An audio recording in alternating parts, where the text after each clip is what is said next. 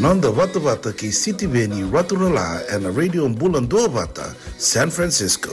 Me Kochi Kenda Vatabai.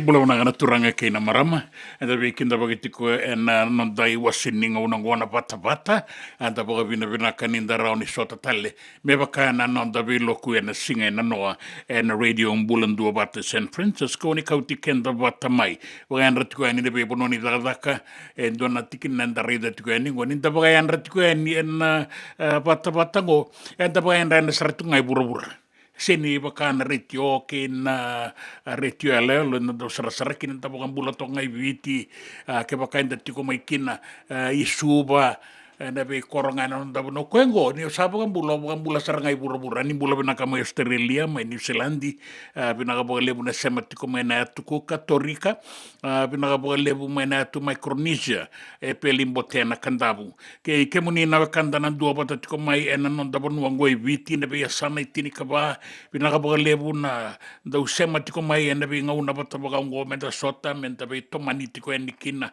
da be tala noa da be wasei da be ba maru kita lenga nimbula benagana kanda ni borongo tikongo ena be bonua bole kati Santa Rosa ma Sacramento e San Francisco nimbula benagana kanda ni borongo tikomena deba ke barani se sambongi lebuti kongo e bakaki na maimbola tangane boka bina ka boka lebu ni rawa ni sota tale na singa lebu indai na ngau na viti de singa yo ti toko ngango na tiri kandu na 5 miniti o tina ba na 5 miniti na ngau na Santa Rosa e kabitiko ni singa tu city ni Santa Rosa na bebo no tale so ni bula bina kana wakanta ta sa sema tira tiko no bebo no ni daga na bebo lau ni daga ni borongo tiko na lori se motoka ni beto sa kitiko na buku ni tabi so na garaba na singa ndai and the sabi kinda begitu ko na bula benaka kina marau ni the somebody sortale en radio Bula Duavata San Francisco ni Kauti kenda watamai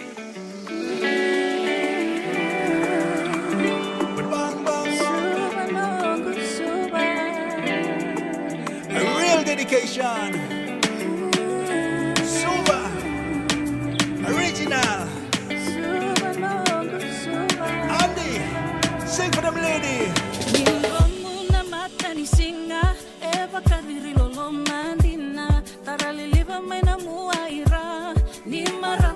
tomba koya koroturanga au mai seretaka na banua engoro iraramba au baka na mata yani kiwale na nungu banua au dai suwa na banua susumikina au dai suwa na banua umbole matekina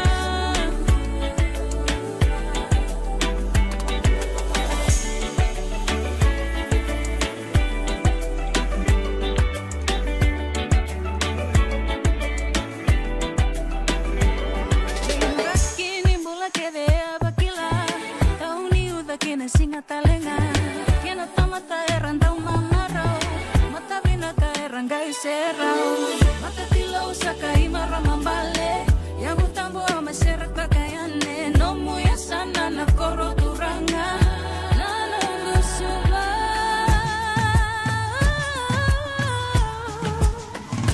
au dai suba na banua susumikina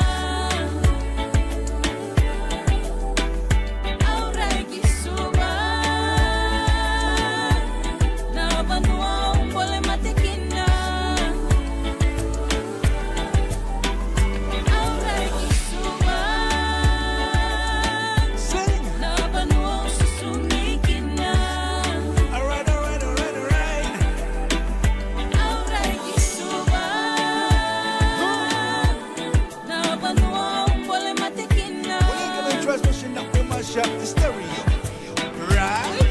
Swaying at the super embrace, tropical you love it, no she can't contain. Right. Sweet sunny lips and the super waves kiss. Brighter are her days and the night to bring the place. Beautifully people, different colors and races. Smile all around in your front upside down. Tucking at the cover, super city where you're bound. Deeper enemy out and life for super can be found.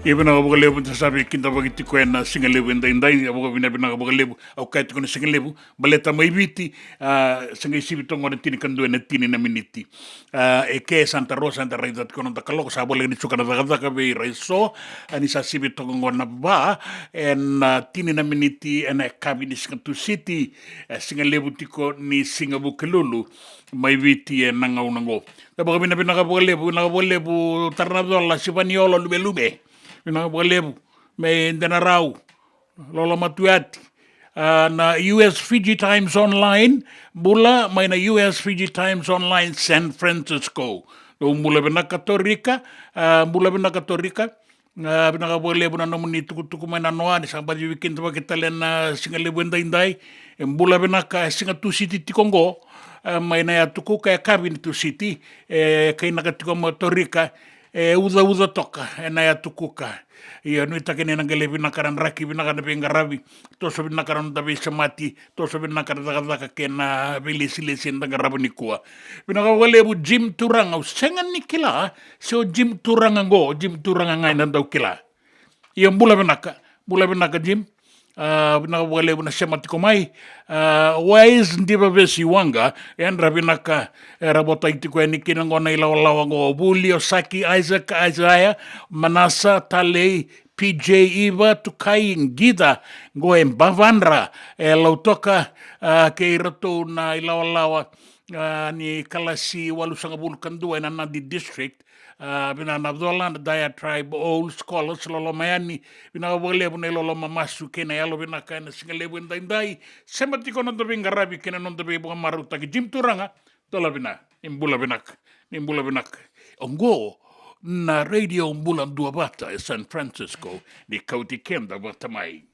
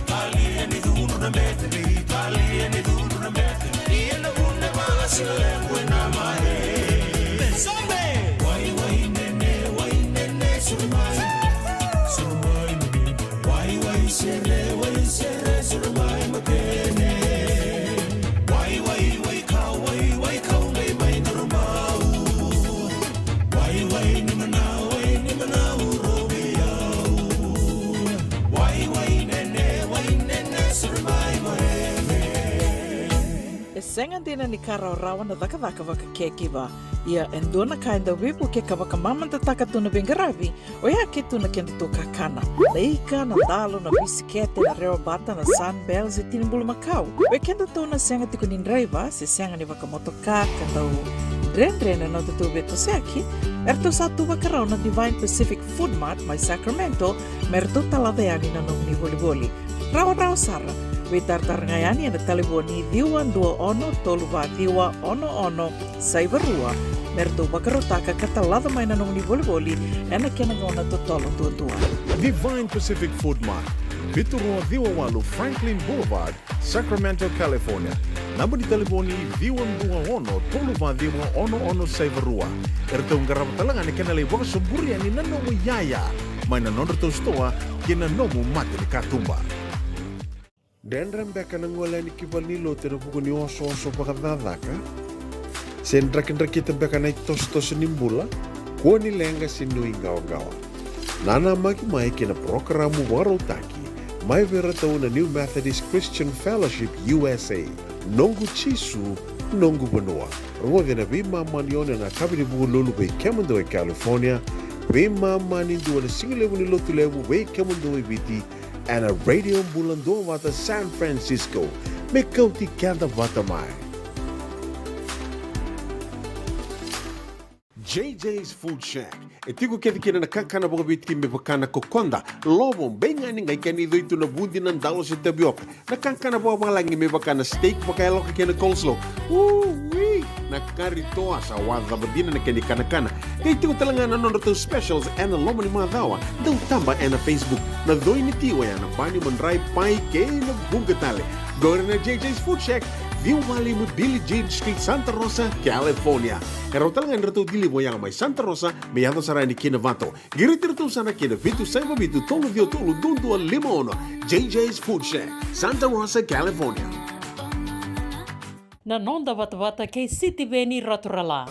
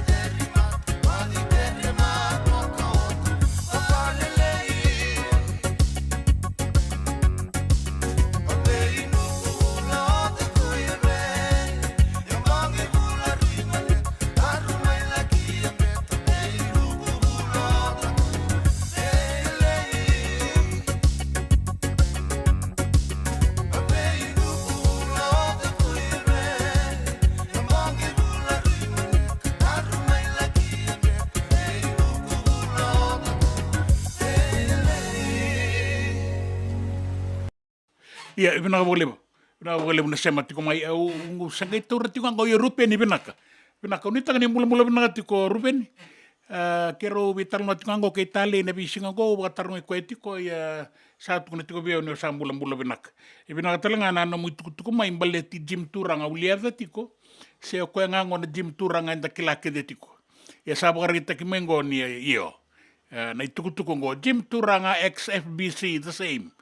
Sa ko sa mo bina bina di bakakina. Bula bina Jim, bula bina Rubeni, singa bina ka kem raw na singa ni kuana singa ni Daka, singa telangani non da bito kani na radio Bula Duavata San Francisco, Kauti Keda bata mai Harry Buja.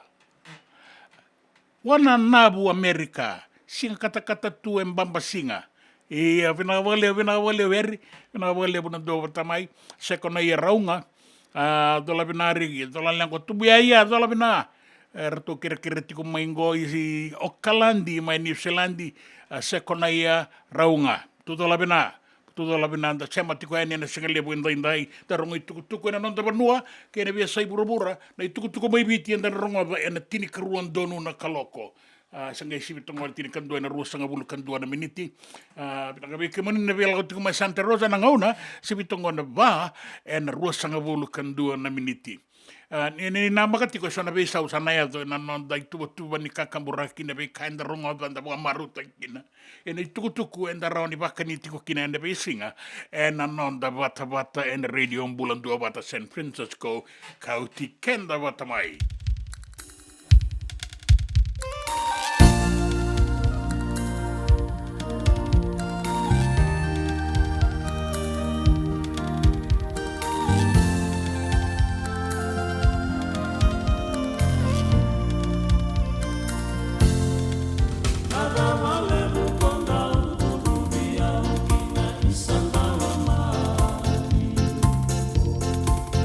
Saya wale ni nonda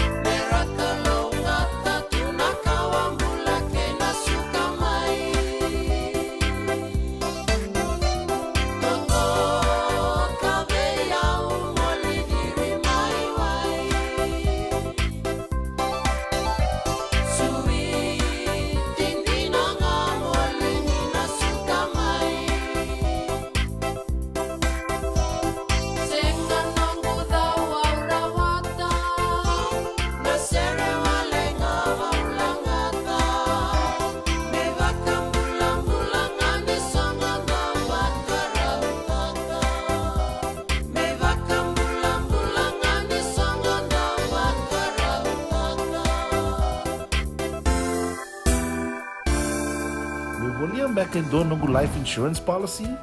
Nakakil ni tutana katil kabitu ni kostita na 2022 o sagir ta kasarbiri ni tauna kabi ngaya kila maga ngaya sala ko mana check sengat tali ni pera sengat saranga ni pera balilai in time saranga mai so dan kali wara ka tala tunda wara ko tunggo o sala ro dengo pamilaka Iyo, o yasar ngana buna, rau sara, sa tiko na pepa se senga, bula vinaka se tobi mate, kambani duan nga kana soma mena claim na lom ni rosa nga bulu kavana ua keada na lenga, nisa e ambaki roa tina policy.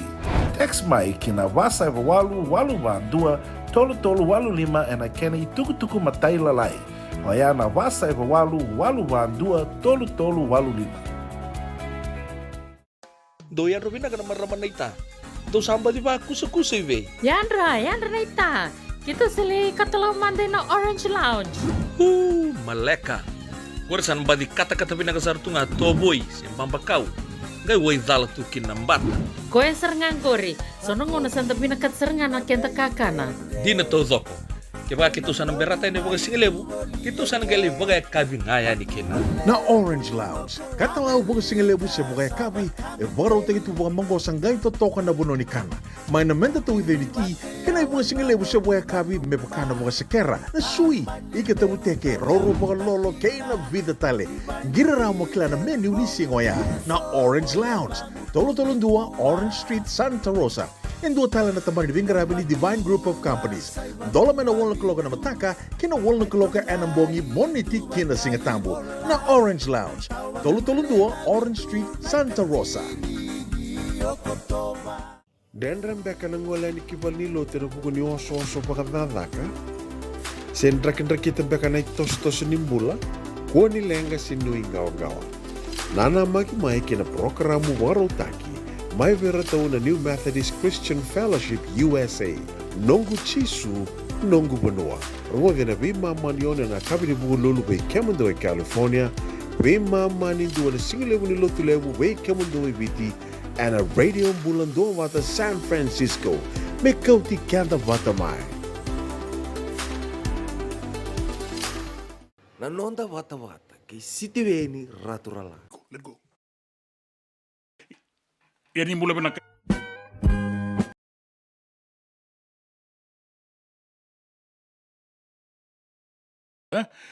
radio Bula Duavata berna itukutuku. Berna itukutuku na lima se na tinikaruwa na ngaw na may biti. Dasati ka burong ada kineso na besaw.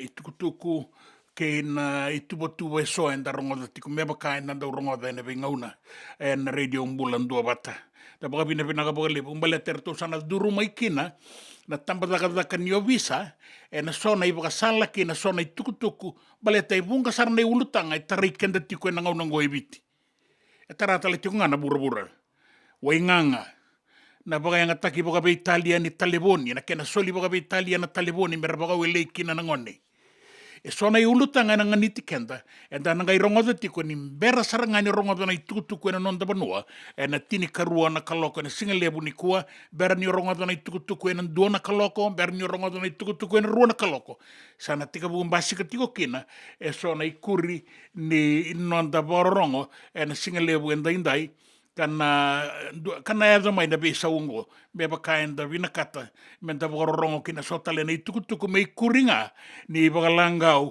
ni beba marauta kiana radio Bula Duavata da bo binakatyo kina na singalebu ganda inday ni sangay botong go rusang kabitu na miniti me tinikaruan na kaloko na namakityo kin endo na maramay na may bagay tabikin na unay si Mateway may natambazagazagan diyo vista ertong garaba baga tamakin dua na basulawa may baletiran na itambangone wata kay na dala ni Beibang Gasini. Iti ko natamba na yung garaba baka tambakin doya, yung garabitukin na unay si Matewa. Inda na kay tikaburong o di ko ya, nimber na itukutuko na nonda banua, na tinikaruwa na singalibo inday se nimber na lima, na nonda nga una Santa Rosa, na kabi ni Kua. se kawiti koni sika tu city mai ki ke na ngona kan tabi se mati tu kina bina bo le moni borong tu mai na singa le wende indai me dua mandana no da sere mai na kambu ninda lai kande nimber ninga ibu kan ngau no da benga rabi bina bo le na se mati ko mai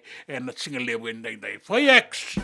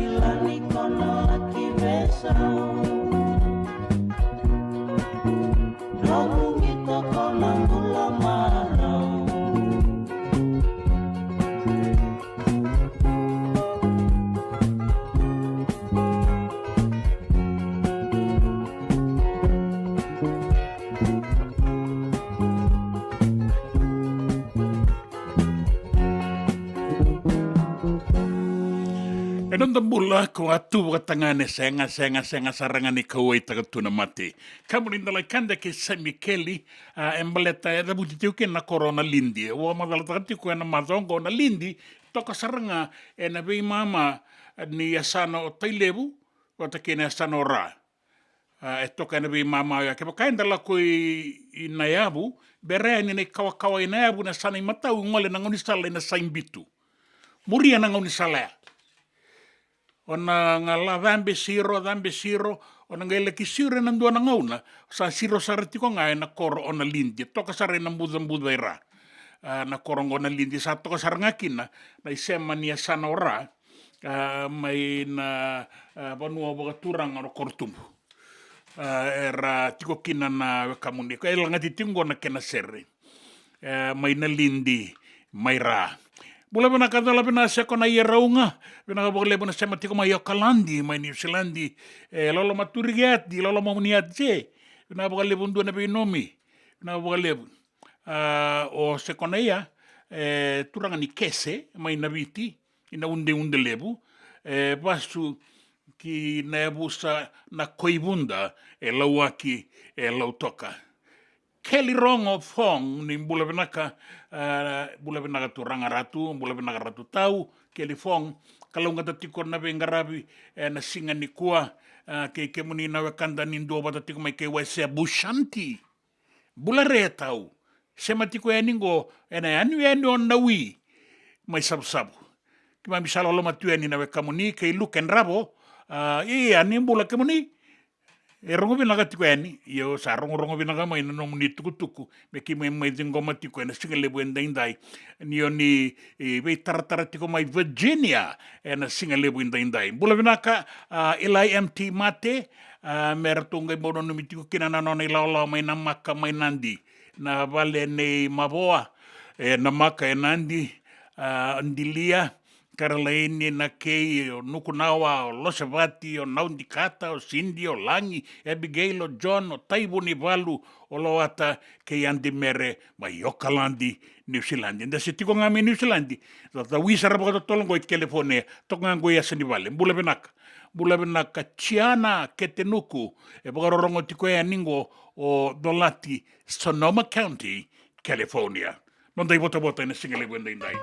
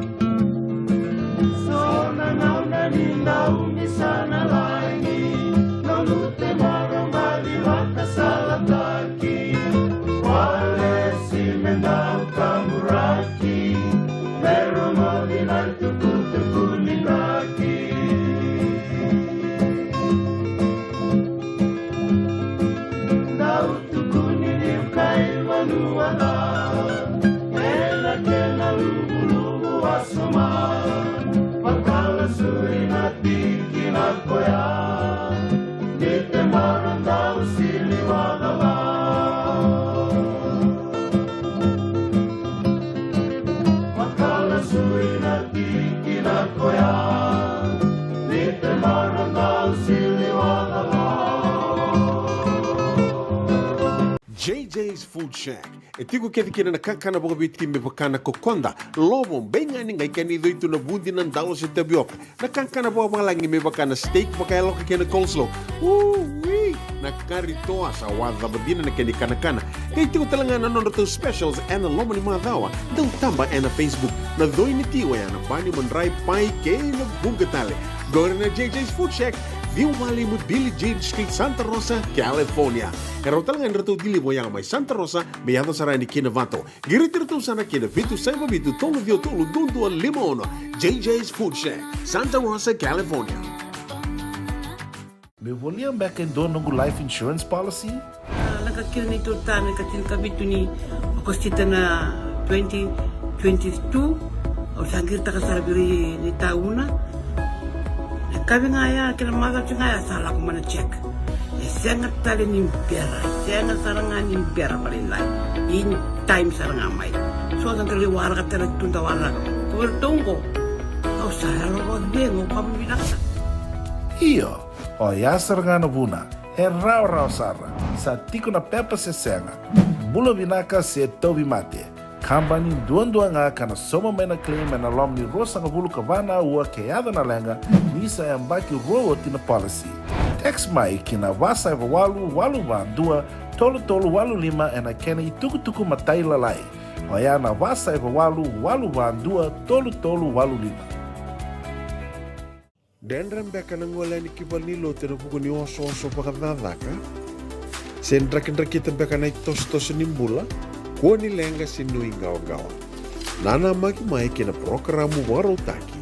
Mai vera tau na New Methodist Christian Fellowship USA. Nongu chisu, nongu banua. Rongo na vima manione na kabini buku lulu bei Kemando e California. Vima mani dua na singilewu ni lotu lewu bei Kemando e Viti. And a radio Bula Duavata San Francisco. Me Kauti Keda Vata mai. Nanonda Vata kei City Veni Raturala.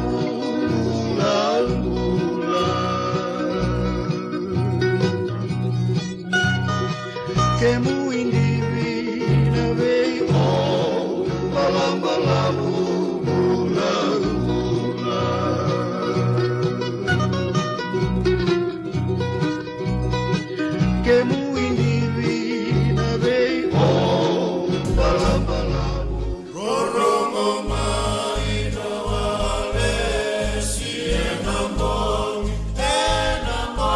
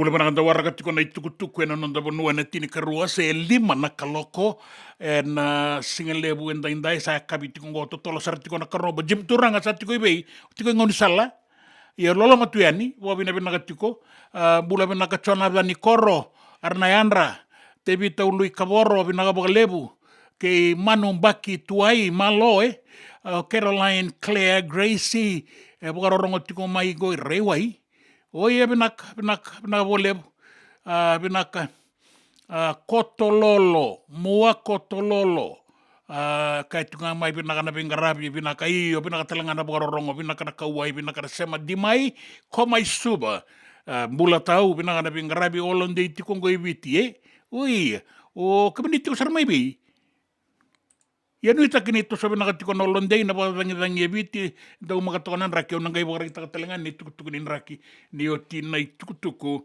nanonda banua singalebo enday santo na kenay bakalaungo ngalangaungo nagay bakarorongo kibuan walislis mina tambatakakan yobi sa wabakaritak goendo na ngada bo ni pengarabi sa pagkadurumiani en radio Bula Duavata San Francisco di Kauti Keda Vata mai.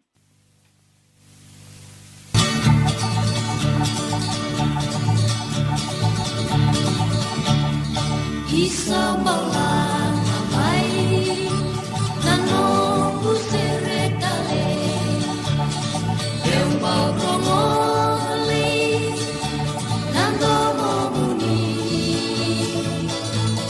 waka na nanutu nanu marawali kami na tu kau diyaw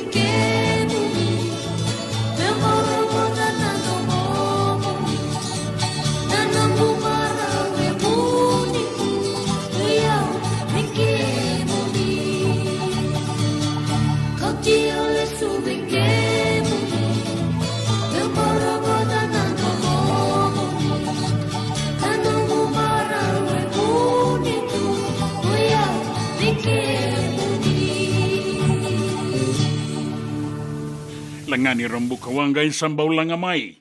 Sabay vana miniti me tini karuana kaloko e viti. Sabay vana miniti me lima na kaloko e Santa Rosa.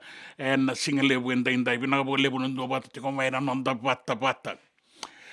Ua bagarai takati ko endo na itupatua wau mena baka durumi aningo. Na maramango unai si matewai e tiko na tambadaga ni vista. Ka pengaravi en buku ni mbasolawa be ira na tambangone. Kei na maroroi ni non rambula inga rabi na tamadaga ni ubisa na tiki nango kasana tiki bungo na non na baka sala tiko weekenda membaleta na baka yangata kini taleboni be kauyaki ani matai na sulia tali tunga weekenda so na iba sala mena tamadaga ni ubisa de be kair to reida baleta na non dai tabi na itumbu be ira nangone sere ki tungo na buli ngau na benaka menda tiko kina keira na ngone ka raka ba kina sona zaka yanga e vale se ene be bon mo esto enda na numa me rayanga tiko kina ena singale bo ndai gona kene matai gona kene sebu be unaisi matewai yamba kileila yekudo endona kise kitongaraba dorubo yamba kilima yekudo bandona ngone lewa yamba kitolu bula walu ke awan yan rawale ngana vuvale ena vuku wale ngani kude baka edoria ena kanga rosa raba sai baka wele tune lu venda na talevoni be membole kende tiko kina lawo itu kuno kwa yamba kitini ka walongone ngai tarato ndo na talevoni mesaraba me ba Facebook me ba Instagram me ba TikTok Twitter or anything to do with social media ke saba social media ngone na lawa itu kunitiko ko ya mokila na nona password you must monitor you must guide kemba suko na lawa ngone using the social media se ya lendo na ngone lebuti ko na mispani ndo ya lendo na ngone kunike na gekome vikito wana sexual offenses and child abuse ya ke baka ke to reida na buni mbasuki ni lawa ya asenga ni andrabo nano tata ke to na ronyo bebesu na kisi ko na ngone leila ye kudhu ya na baki to lubula walu eta dina leilinga na talebone de non riba wele na nei nau na nei mbumbu ona e wele na room na video call 2 weeks ruana madha onon rumbula taka toka mora ona mbula ni via dovi na mbula taka ndo na viwetini nobody know about it ke asenga ni mavua wakadhana ngone leo lelongo ke asenga ni kilai ke andanga ikinda dalanga sale ngone lewa sale mbukete mai ndo ya dona kisi bali ni basu duni san sember ni basu kerivale ndo ngole nangir na SOU ke to mengele oti ni to rida sange do release because we have to do the investigation part elebu na tina ninge ndo duriani sa su do ngone le amba kitini karono groshe kila dina tamana mu papa iyo okay ndo tiko bata senga odeyo ko ebe iko no boyfriend yani duriani onana matenga ni bosi ndo todo nana awase ngasarani kila ni bukete tiko na lubingo yodi menga kila edi wana vula nona kebete nona rungota toko kwa na ngone ketena kendo na tina menga ndo kai tiko vikito awase ngasarani kila ni bukete tu na lubingo le bona ngona ndo seba ke utala tina ni ngone bale to ndo vimba ina bono ni basu senga iko lasu iko ndo no mo kila be vula iko buliana yaya ni ngone Wabure baka sama toka si bagibi. Au na isi mati wai na tamadaga ni ubisa na tambana kaya dana na sexual offense and child abuse unit na tamadaga ni ubisa. Sa tini karua na kalako.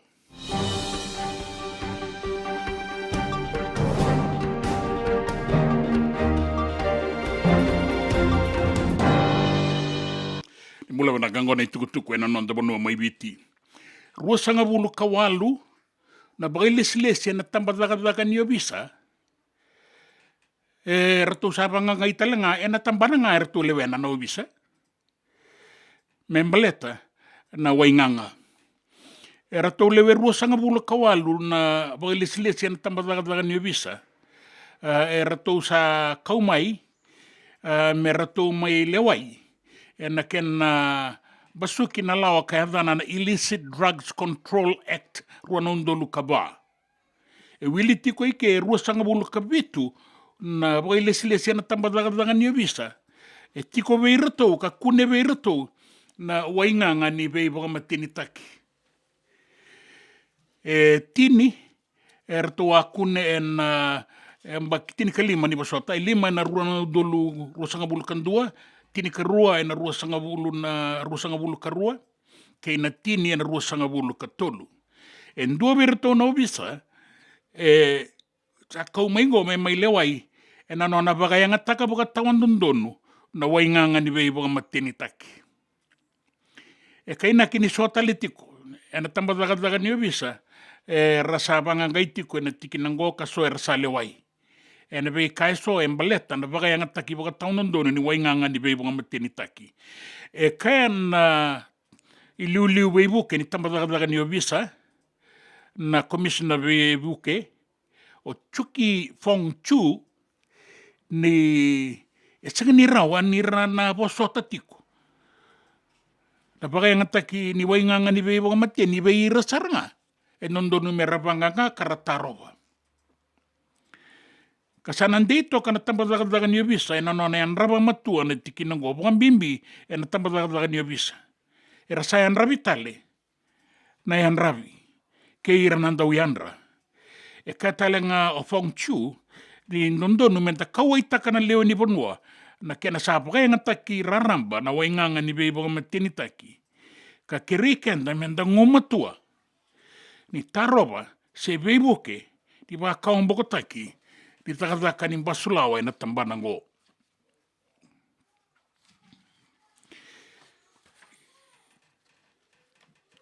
Kinay tukutuko ning gito, sa bagarita kimay ni sato sutiko ng gito arasati kabuan na mato sawati. Bukan rukay bagarasar na timi ni Samoa eviti nung rausota na HFC Bank Stadium kay na timi ni Samoa ay nakaibasa nga bulu karua o viti ka tini kaono o manu Samoa. Ya na madongo Samoa raw sota kay tong. Ya arwa sota talinga may Canada na timi ni Chapani kay na timi ni Vancouver ni Canada. Kabagarita ki may ni rito kabagarasar na tim ni Canada na daw robo ni Chapani. Ingito tiko kina endua na daw robo ning taukei o chone na ikambula kambal tambaka talinga endua na skoa karawa kina na kaibagay tamer 5 ka 5 o Chapani 2 ka 8 o Canada na soto ya. Na daw robongo o chone na ikambula baka sakiti na totolo ni nona didi ka sangito tikongo na itutu ni wing na timi ni chaba ni katambaka kina na skoa ni kaono sanga bulu kabitu ni meniti. Baka rita kita lenga mai ni nduana dorwo ka sama tataki vitioti na Fiji Water Flying Fijians o Ben Bola Bola. Salay sainita ka nduana nona kantaraki ang bakindua kay rato na Leicester Tigers membaleta na boni ang bakingo kina ang bakikatumay na sota ni Gallagher Premiership. Saan bakitulu sa ngabulu katulu o Ben Bola Bola ka sa gito ti na ibakatanginding o baka ruanan raw sa gito takibitio ti baka tulu sa ngabulu kawalu rato kaya may Leicester ni tiko binaka na daw rabongo na kilaka kay na manggosa na raraning gito. Kaya bola-bola ni talita ka na no na sa durunggo na timin Leicester Tigers may bola tangan ni ka sa nawara katok na matay ni ngaw na kadibikin may gito baleta na daw ni bibo katabuli din ni timin ni Leicester o Michael Cheika erawa sota ka be tokani binaka nangauna ka bobi boli di bolikina na turanga go na timi ni New South Wales Waratahs Australia. Na biasa ibura-bura bagarita kana presidente ma Ukraine o Volodymyr Zelensky ne ndona dagadaka ni bebueti baga doriti Kongo na bebo nueso ka bagadakina na ngasau kuro ni Rusia wana takimai ana madongo kaya Zelensky ke tau nangai saumalesu ke nangai rabulesu na nei tau mataiwalu ia me sengarabi romanda na vibueti be rabueti wadadani non rabale bagarusai soy ramate soy ramoboa ngarabi rawaya sa nangai wana numa ka bagalewa na nona mataiwalu ni Ukraine na panua ke nangauna na rabulesu kina tukutukunin raki me adaba nambongi lebo indai na nonda panua raki mamada koto na taun beka bakali lai na uda sa sotini taun bisara tika bu mena sa wakanan ronga na bua suba ke no sori korobo serua na mosi na itasiri na dolo ke di na bua liku ke itai lebu na sanora na deba ke imbua na toka lau ke maduata na sano da kaun robe na sano lau ke na sano lo maibiti raki mamada pia mbata toka na bongi na sewa wana wasa kan bula saratoka na wasa na ngaunango na deba ni tanrabati kona nonda wasa na biala ki borabora na so na ngauna singa sotine na be sau balebu na ituba kinin raki ndai me adoba na singa ni matakan raki mamada na be bono taleso bata na mbongi no ia mi ringa tro to amata ko aero tekni ausne nele fa yaksha gora na tukutuku nin raki membaleti kenda na tukutuku na nonda banua na tukutuku ningito ke na tukutuku me na be sai burbura na nonda Vata ke City Veni Raturla.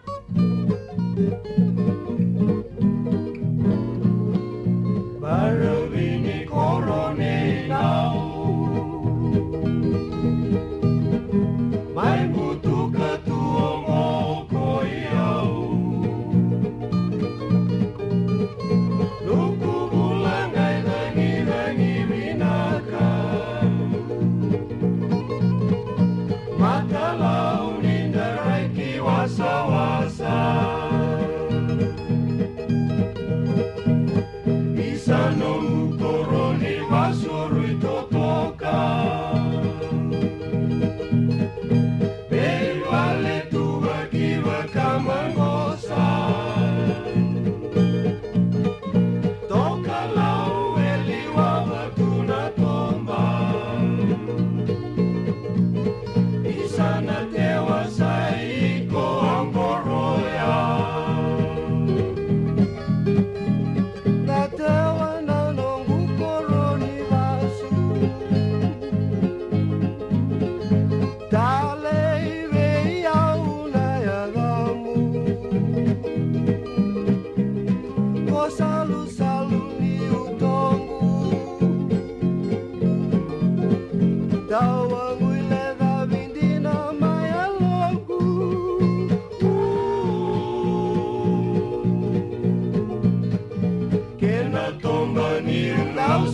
Tayani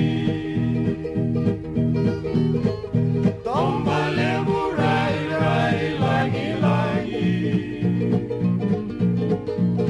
Kilai tue non deviti aelandi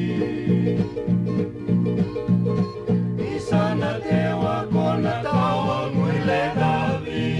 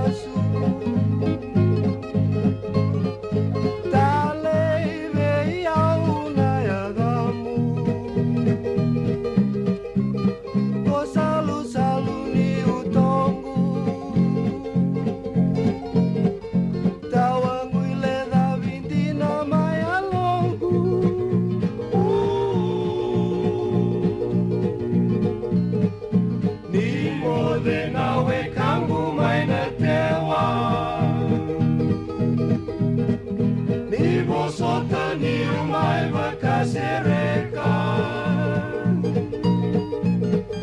Wakayatu mo eleka-leka Dua na singaw ng kaila kita lema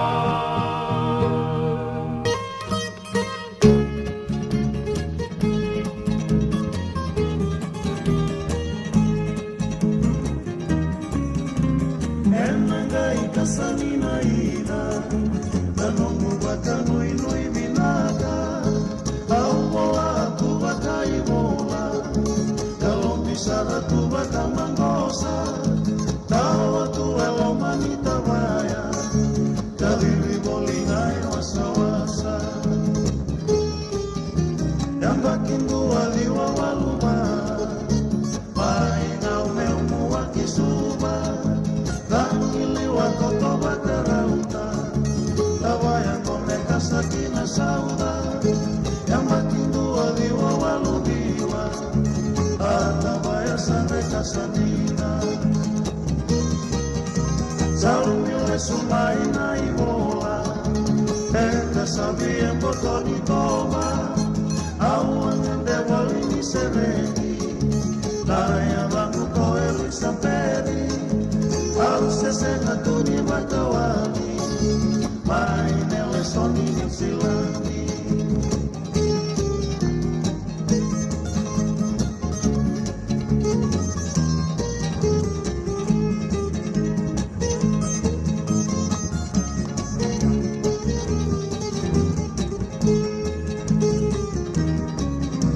Ausau malesuna ibola, non dueli au tilo-tiloma.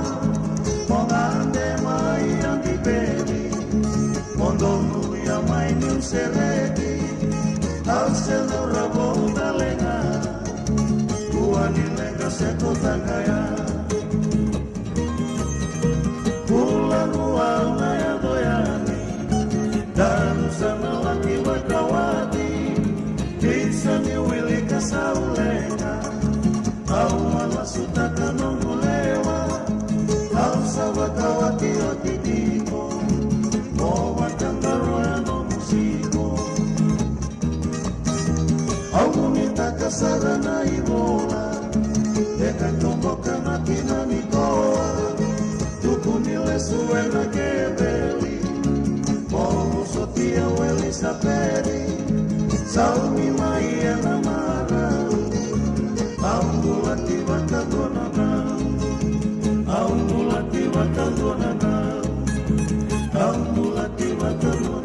you're back and don't know life insurance policy? Nakakil ni Tutan, nakatil kabitu ni Okostita na 2022 o sangir takasarabiri ni tauna. Kami ngaya kila maga ngaya salah ko mana check. Sangat tali ni pera, sangat sarangan ni pera paling lain. In time sarangan mai. So ang kaliwara ka tala tundawara. Tunggu, kau sahara buat bengo kamu binasa.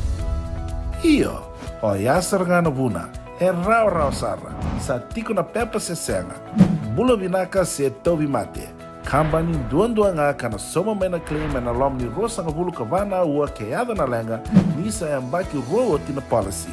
Text mai kina wasa walu van dua, tolu walu lima ena kena ituku matai lalai. Hoya na wasa walu van dua, tolu walu lima. Doyan Robina ka naman raman na ita. Do samba di ba kusa-kusa iwe? Yanra na ita. Kita sili katalaw Monday na Orange Lounge. Maleka. Kursan ba di kata-kata pinakasarto nga toboy, siyang pambakaw. Ngay way dala tu kinambata. Koe serengan kori, sonong una santa pinakat serengan na kenta kakana. Di na to zoko. Kaya kita sana berata ini bagai singelebu, kita sana gali bagai kabi ngaya ni kena. Na Orange Lounge, katalau bagai singelebu se bagai kabi, baru tegi tu bagai manggo sanggai to toka na buno ni kana. Mai na menda tu ide ni ti, kena bagai singelebu se bagai kabi me bakana bagai sekera. Na sui, ike tamu teke roro bagai lolo keina vida tale. Gira ramo kila na menu ni singoya. Na Orange Lounge, tolo-tolong dua Orange Street, Santa Rosa. En dua tala na tambari vingarabi ni Divine Group of Companies. Dola mena wala kaloka na mataka, kina wala kaloka anambongi moniti kina singatambo. Na Orange Lounge. 332 Orange Street, Santa Rosa. Dendram beka nangola ni kibali lo te rupu ni oso pakadadaka.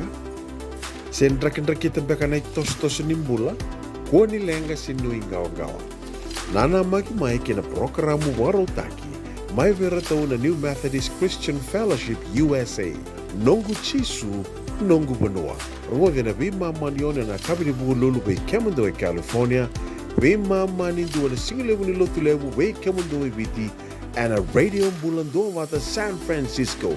Me Kauti Keda Vata mai. Nanonda Vata kei City Veni Raturala.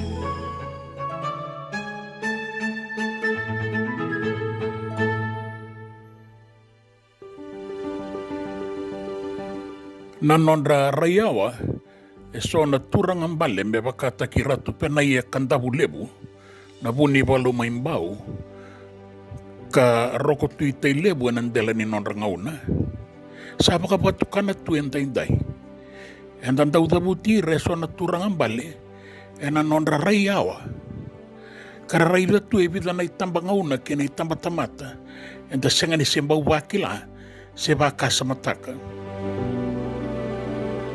Roto pena ia kandavu levu e apule mai New Zealandi. nandua na ngauna, karandu isa sanga takira ngakina, nanonda turanga kina marama pida walesar. Mera sauma nanonda iduru ni buli kalako ni kibonotani, baletani alani nga na buli piti kena ibuka tangende. Na buli toravake, the secondary, and the sembera sarani adoba. Ora tukanda bulebu, tabanga na kalasyon, no may nangauna katikabukin na tinikadi o ruasanga buluka, tolu ruasanga buluka ba, medaba may nakadambote ni matay ni balulebu kena ikarua. Na nonra rayawa kay napuku yalamatua, bagan duriki na eso na korni buli na nonda beyasan, me korni buli duru embure ni taukei. Meawa may nakoro, katuya ni bangalala, kasanga ni rawa na nonda be talebi, sembula be durumaki. Uga na ba kasama, era toka kina na nonda turang ambale. Esanga di sasanga takiwala nga kina na buli kilaka. Era sasanga tale nga kina, merarawata na ngone itaukei na buli yalo matua, me maroro itale nga kina na itobo, na nonda ibagrau, Vata kena ibakatangin dengan ni buli era kesara en darawata. Na bedu rumaki ya sanga ni bakaungeti na ngauno ya me bilu buli bedu rumaki na ngone lewa kena dodo wo. Anda raida na batukan ni binaka na kena baka samoya. Hindi na nga, nyangay may tau ya buya muri, so na korni buli be durumaki, may baka na buli nga sindi buli may nagsinu, sa tiko may natambuan ni kuwa. Kaya nabida tala na korni buli, erasenga ni duru yang bure. Kara muri singa nga, nabay marawa. Na matagal ni buli baka unggo, nabudi saranga, may baletiken da nangoni tauki. Saya nga ni ukain inda bakan duin takikina baka matatamata. Iya nanonra bakasa may makaku ni umanibata nanonda buli nangone tauke ke irnabi kawatamata taleso. Baleta na kena itobo ke nabe laroi ni balawala kan duin sarkina nanonda itobo may beira. Endina etiko eso ngada ni nonda bula pili baka tau bata sarangakin. Kasota baka binaka. Ia ebida walesar. Eramanina numa me buli tani nga na itaukei. Me baka matau taki enang bula bedu rumaki. Ni sata matambula. Sarawa taka. Sarawa ninggarabi koya baka ikoya. Sangga itau ya bukin na korni buli ni asana iso. Aliu mai na korni buli ni asana na lau provincial school. Ka tau ya bu mai batuloa ela kemba. Gai taraba na korni buli ni asana ora o tailebu ke lo mai viti kaya dana na provincial school eastern. Sembera ni bukaya takin buwan ang turangan na buniba lumayin bago may koratu kang dabulew sa Provincial School Eastern. Ewoti, sanggay tauya butali nga, na kornibuli may baleta na sana ito lumay na buliku, the kaunrabe ang buwa Maduata. Kaya dana na Provincial School Northern, takabalekata na kornibuli ang lobo ni Bono, may budalebu na yan tabiuni. Sanggay duri tali nga, endo na kornibuli, kaya dana na Provincial School Southern, may sawani, may baleta na isano na Mosi, na isano na Itasiri, kina isano Serua. Sa utiwa sanggale tauyabu na Provincial School Western, may namaka, napanua sa andambit ko kinanikuwa na iroro ni wangabuka may nandi. Oya, may baleta na kornibuli ni asano omba, nanrongan na bosa, kaya nabi panua boleh kata wiliki na ya sawa. Rasan durin nabi korni buling gua yang dua batangan na kena ibu garau. Na ibu garau ni lesoni, kena ibu bubuli, e tauriwa kikina. Ia e rea zawa ke denga na kalasiono. Sa mai tabo na buli. E sanganin dambe kina na matanggal di tarongi lelebu. Arasan dambe ni kuwa na luvenda. Me tegabu mandamay na kalasiwalu ke laitomani na buli torodake. Endua na kenabe tarongi. Na secondary entrance. Ni salayang bakirua wa tia kea. Sangay mbasi kamay na Fiji Junior Certificate. Ni salay po mo ba? Kaya kaya na biya to sa valing may ba Korea. And dambeda na Fiji Junior Certificate. Mengay laki ya ba ni na form 5 sa form 1 and New Zealand School Certificate. Se pike mami nati ko may London yan ang unaya na korinibuli ang dambedikina ebida na korinibuli e baka nga tagikina na bitarong imakawa kaya dana na Junior Cambridge sa na Senior Cambridge. Sa watioya sangay sa sangatakiani na korinibuli torada kasara ni buli koroi na university and a university entrance. E bakatuya na itubo kangay mbasi ka may muri e nabi korinibuli toradake.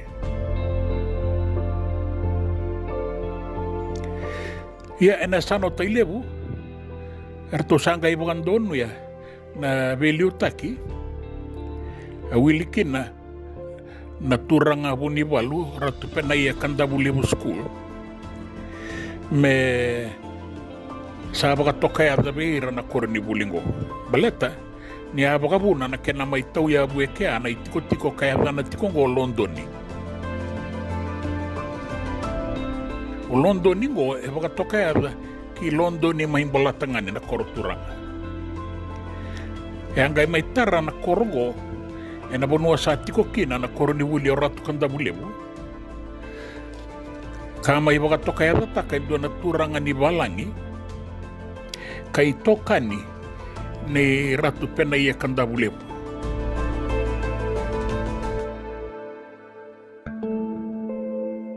Sanggay may kire membahu ba katoka ya tatu kina nona banua kina koroturanga ni bolatangan ni o London sama ni iba katoka ime bakakina na imbale kina izabu kina bolatangan ni kina koroturanga o London, the city of man. Kamaniadana kina o bolatangane. Sa sudwe ke na yada go, sabaka nga takirarang batuni ko o bolatangane. Ia sabaka rarota kisara ni sa atara na korinibuli. Atara ya na yabu, ka tau yabu kina o Londoni, o ya mitiko kina, na itiko-tiko ni benga rabi ni asano tailebu.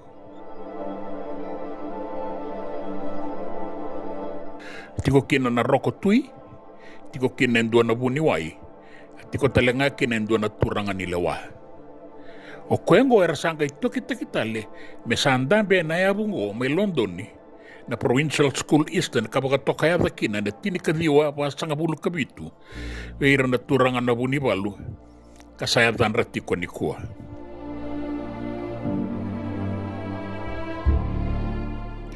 Na Provincial School Eastern, may Londoni, e ang gaitoki kinakoro o sawakasa. Doon yan ay kawakawa e waiwo, e natikin o sawakasa bolekati da kuinuku. Nayabda ni korinibuli ang gaibisaw, ni rasado ko bata na may korinibuli niya sana ibiti, ni sa tangi-tangi balu na nonda banua, e na karua ni balulebu, ni burabura. Sa to kira korinibuli may sawani, merasa pangalala takamay, katoki kindelay na kay ki Londoni.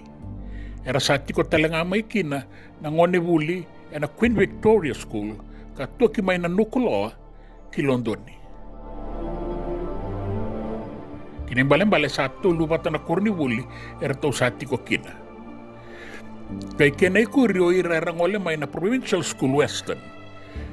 Karasa may duru talenga en ratu kandabulebu mai tailepu. E so era sa ngole ngā kina koro, e sa ruin renre ka saulepu na vito soeki, veira na ngone buli na ngauna ya. Sabe sau, na korni buli, sabe sau talengana ya dana. Veira na ve korni buli taleso era sa songo. E na buku ni valu ni sabaga yang ataki, na ve korni buli me koroni valu, ka vale ni mbula. Sa dua taniki na nairai ni korni bulingo. Kena kena i warau. Sa mbasi ka kina, endua na imbole ni korni buli, mendu i matenga ina nono utu ni batu. Go embaleta na ilelele ni wanga, ka sa tiko ni kua mai na tovi, e atiko nga mai ratu kandabulepu. Toni anambati ni rara, anambarabia toka kina, ena Overlau Grounds. Sentau takai kia na bakalele, rando bakalele kina na Overlau wata kina Jubilee. Me raula ko yan ni kia nuyan. Kalesu tale mai. Dawi lelele tiko, na korni bule mai ratu kandabulepu. Aragain daw na numa, ni rabaga sakita, na kenda irai ng belo. Belo hula ng belo loa. Ira daw baka sangkara kenra mai yan ang barabyo ya. Ira to kilabin na katiko may namen na kinanano. Na kenra itala no, asama ni baka to kaya kina. Na korni buling go me kena idabu ng belo. Baleta ni nona imbole o ya. Endo imatenga na nona udu ni batu. Sende ito ka na imbole ya. Me adoba inday. Sabi sa una yarda ni korni buli may na provincial school eastern. Nirato sala ito ko patakede kina na korni buli at tulungo. Niyadwa ba na tirika diyo 5 karua, sanga ito kisombo kinukubuto na Queen Victoria School. Kara sa ngolemay na tiko na provincial school southern, merasala kitawana ni na korni buli o ira na ngonele o itauke. Merasato ki may nadorobo. Kwa sanga iba ka tokayada kina na korni buling go me adoba ni kuwa. Taumanda na Andimbeti School e muri sangay Andida Compound School. Kapag tokayada ira na marama na itumbu-tumbu ni Ratu sa Edward tungi itu ibo nuabo da Compound. Mesanga yada na kina na Andilitia da Compound School o kwa sa tauriba kitiko ni kuwa. Sa yado na bibi sa ungo, sa yado talenga na baka-bakarao, mera sa toki. Kimatabatu do na ngone ralako kibuli nitu, na ratoki rakau tabatakina na yada nimbure, ka tauriba kitiko may ratukan dahule buwan ng unawa. Na mbure to Vata, mbure berata, kaya mbure rewa. Era sa Kautabata nang wane may matabatu do, melaki baka to kaya na kinananon rambure kare sa bagay nga takat ko inday. Oratu kan tabulew, isato kinayada ni Bimbure bagay nga takatiko, sangga imbas ka kinanayada eba, nimbure may ratu kan tabulew sa bagay nga takatiko ni kuwa, nambure takaw, nambure ndengay, nambure maapo, kay nambure sukuna. Ya tahu ya bu, o London ni me pakaraw taka, na huli, pakaraw talenga ni be toro ni pakatoro nakataki, ni korni huli baleta na itiko niya sana sa to kita kikina.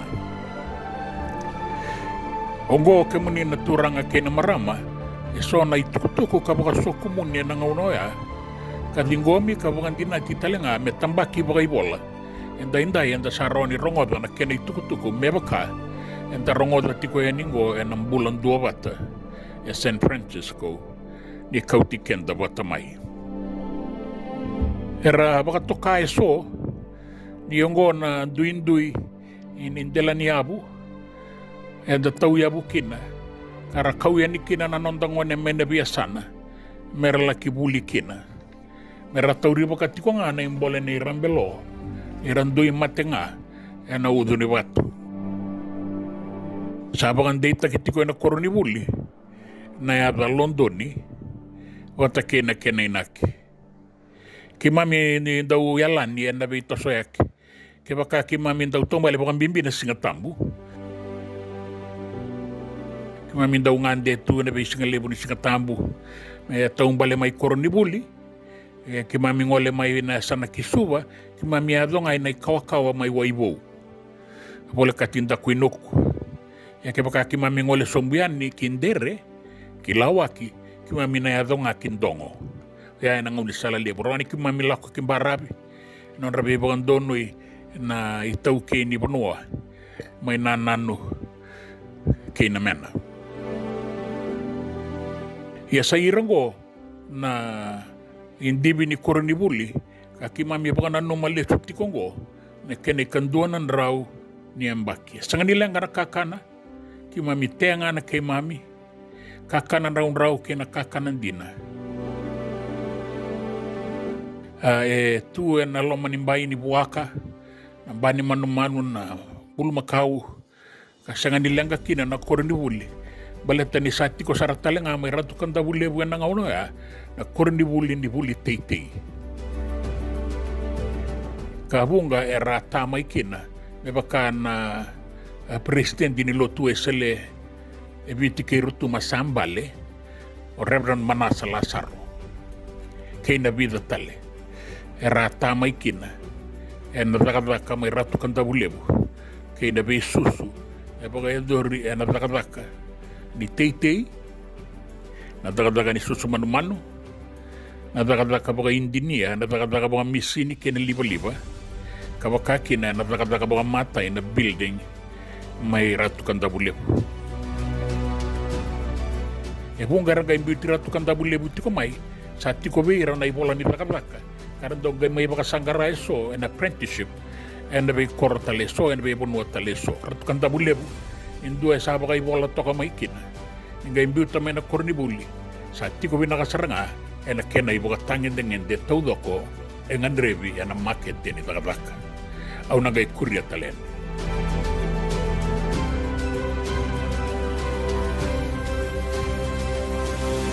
Nanonda Vata que se te veni raturala. Somebody who's mine, who's mine, who's mine.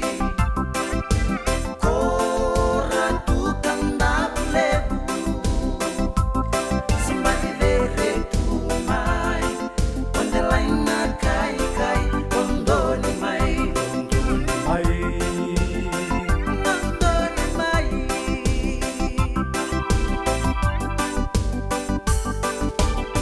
Somebody do time.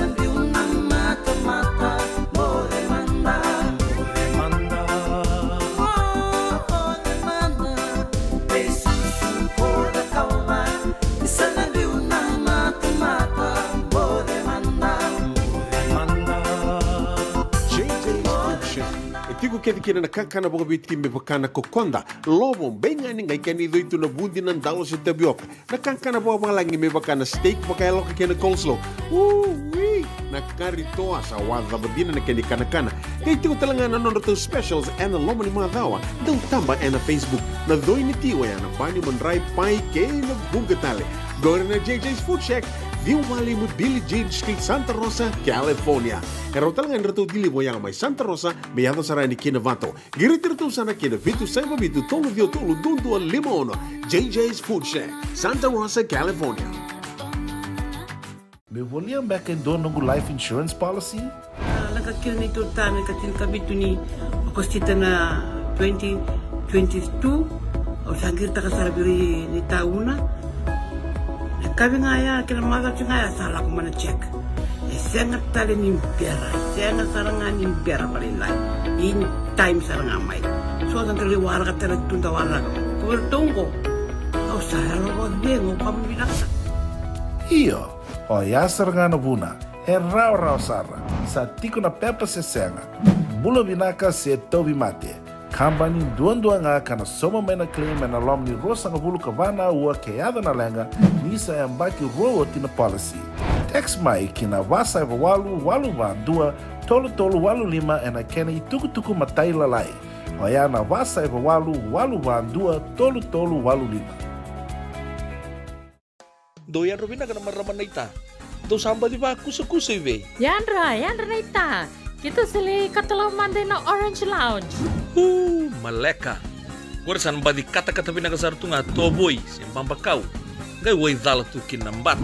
Koe serengan kori. Sono ngona santa pinakat serengan na kenta kakana. Dina to zoko. Kaya kita sana berata ini bagai singelebu. Kita sana gali bagai kabi ngaya ni kena. Na Orange Lounge. Katalau bagai singelebu se bagai kabi. Baru tegi tu bagai manggo sanggai to toka na buno ni kana. Mai na menta tu identity. Kena bagai singelebu se bagai kabi me bakana bagai sekera. Na sui. Ika tamu teke roro bagai lolo kena vida tale. Gira ramo klana menu ni singoya. Na Orange Lounge. Tolo-tolong dua Orange Street, Santa Rosa. En dua tala na tamani vingrabi ni Divine Group of Companies. Dola mena wala kaloka na mataka, kina wala kaloka anambongi moniti kina singatambo. Na Orange Lounge. Tolo-tolong dua Orange Street, Santa Rosa. Na nonda Vata kay City Veni Raturala.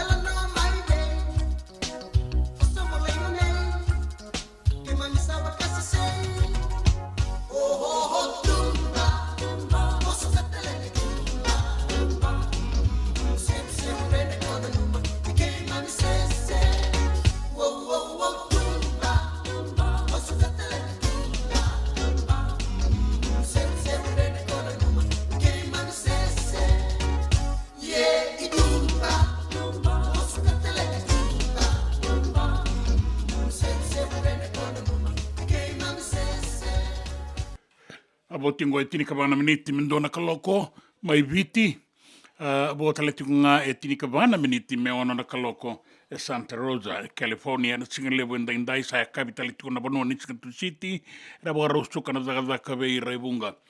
Rupeni dava, rupeni dama pina bo levo, mai na moana kandabu, mbalei sa kau, lubu na koro. Pina bo levo ke mo, i bula pina kana borongo tiko mai koro levu kai pina bo levu tani ala tabua na bo levu Willisoni tuiketei malo leitia tama imbeka bula pina ka bula na bo levu na sema mai Jim Turanga iyo sake Jim sake torarao endu ngai tukuna mai rupeni ni o koenga na Jim Turanga nga na kilatu se warongo tiko maingo sabaka bina bole buni sema tiko mai Jim bina bole Vata ke rato na endo tala Jim Turanga tiko ngo tiko na Coxi o bina bole EKN Phyllis Kaitani na warongo tiko maingo Ipswich mai Queensland Brisbane sanga me bolai mai liu Brisbane ngai Queensland nikalongata tiko Phyllis Kaitani Vata kei Faisal Bakani deba binakani sa sema tiko mai sona tuku na matavilo ai salgo tiko mai go ya nangai ndomba na ngona nda nangai rongo bakina ya binaka bole na rongo tiko mai Ipswich Faisal binak le bumba kana i tuku ela ko tiko mai mbaleta na vile wa usanga ni toro bina kana vile wa ni dei se da bai vile wa itaki ya sa bina ka bole buna be se mati tiko mai Jim Turanga tuku na tiko eni ngo Faisal mbakani deba ni kwasa na vile wa itiko ni kwa nangai ndo mbakana kani tuku ni otina vile wa me nangai tuku ni tele ni me baka sabu tele ni beiko laitia tama imbeka ambula binaka binaka bole Sabaka bina bo lebo no ni sema tiko mai na singa lebo indai ngai rongo tuku tale na dua na kaloko au na no manianga na tuku enda rongo do mai verto na tamba ni bisa sa rongo dioti ni berna tini karua na rongo di tale na ngauna batanga ya ni berna inda rongo tuku na dua na kaloko na singa lebo indai ngauna mai viti se ena ona na kaloko na ngauna Santa Rosa na radio Bula Duavata San Francisco ni Kauti Keda Vata mai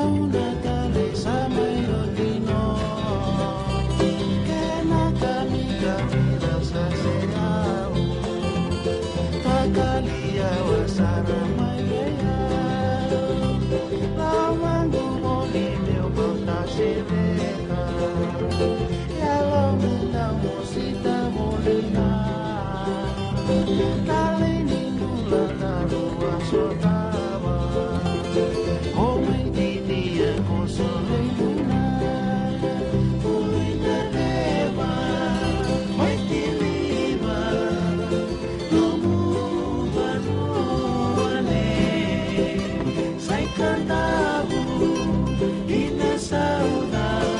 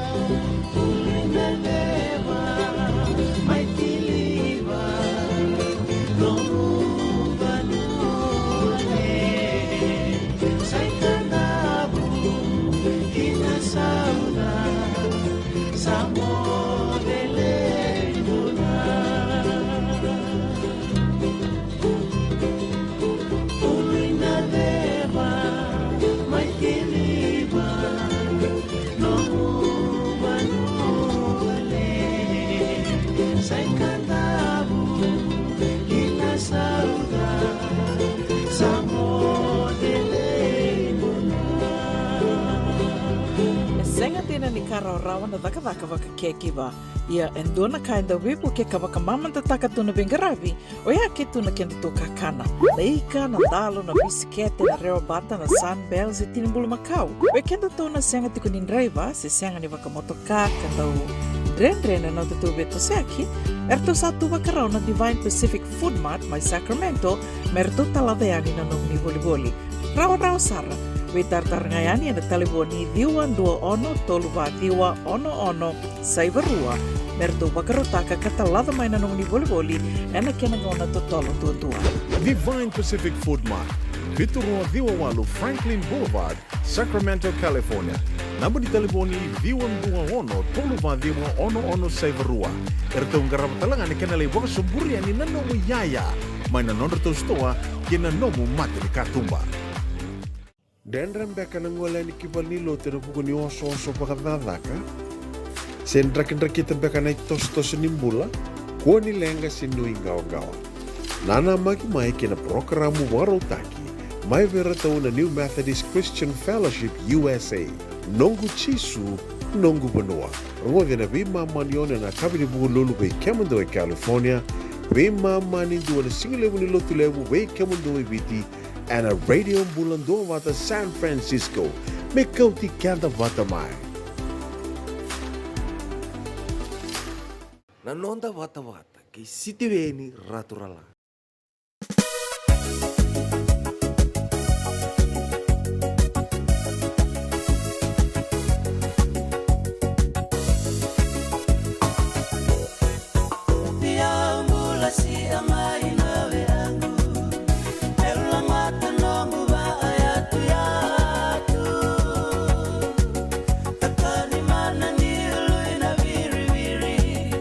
Bongo koroto akenda ni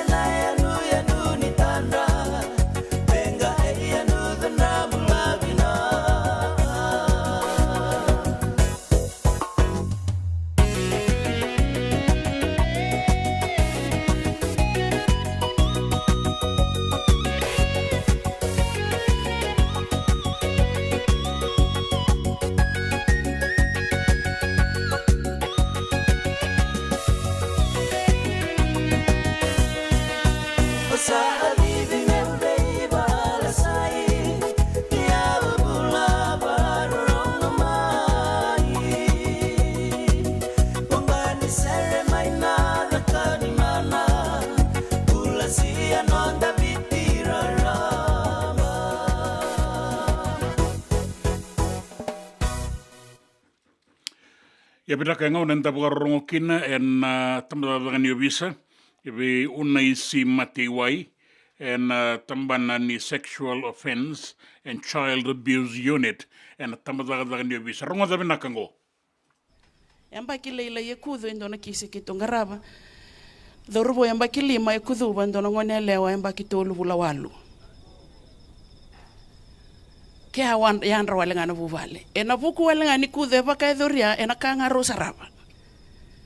Sai baka wele tuni luvenda na talevoni. Be membole kende tiku kina lawa itu kuno kwa yamba kitini ka walongone gaitarato ndo na talevoni mesaraba. Me va Facebook, me va Instagram, me va TikTok, Twitter or anything to do with social media. Ke saba social media ngone na lawa itu kunitigo ko ya mo kila na nona password. You must monitor. You must guide. Kemba suko na lawa ngone using the social media, se ya lendo na ngone, lebuti ko na mispa nindo ya lendo na ngone kunike na gekome vikito. Wana sexual offenses and child abuse. Ia ke baka ke to reida na buni mbasuki ni lawa ya asenga ni andrabo nano tata ke to na ronyo bebesu. Na kisi ko na ngone leila ye kudu ya na baki to lubula walu eta dina leilinga. Na talebon nei de non roi baka wele na nei nau na nei mbumbu. Ona e wele na rumo na video call. 2 weeks ruana madha onon rumbula taka toka mora ona mbula ni veya dobi. Na mbula taka indo na viwetini. Nobody know about it. Ke asenga ni mabua wakadha na ngone leo leleongo ke asenga ni kilai. Ke andanga ikinda dalanga sale ngone leo sale mbukete mai. Ndo yado na kisi bali ni basu ni san sember ni basu ke rivale ndo ngole nangir na SOU ke to mengele oti ni to rida sangendo release because we have to do the investigation part. Elebu na tina ni ngendo dhuriani sa sudu ngone le amba kitini karo no groshe kila dina tamana mu papa. Iyo. Okay. Ndo tiko bata senga. Ode yo kwebe iko no boyfriend. Ia ni dhuriani onana matenga ni bosi ndo todo nana au asenga sarani kila ni mbukete tiko na lubingo. Yo de menga kila. E di wana vula no na kebete no na rungota toko kwa na ngone ketena. Kendo na tina menga ndo kai tiko vikito. Au asenga sarani kila ni mbukete tiko na lubingo. Lebu na ngona ndo seba ke utala tina ni ngone. Bale to ndo vimba ina bono ni basu. Senga iko lasu. Iko ndo no mo kila be vula iko buliana yaya ni ngone. Ena rongo mena tamadaga ni visa ena singalebu endai. Boga vina kaninda rongo da tiko no itakine na yanga da boga nana no tio kina boga wasi weekend na itumbu. Sandua na kaloko.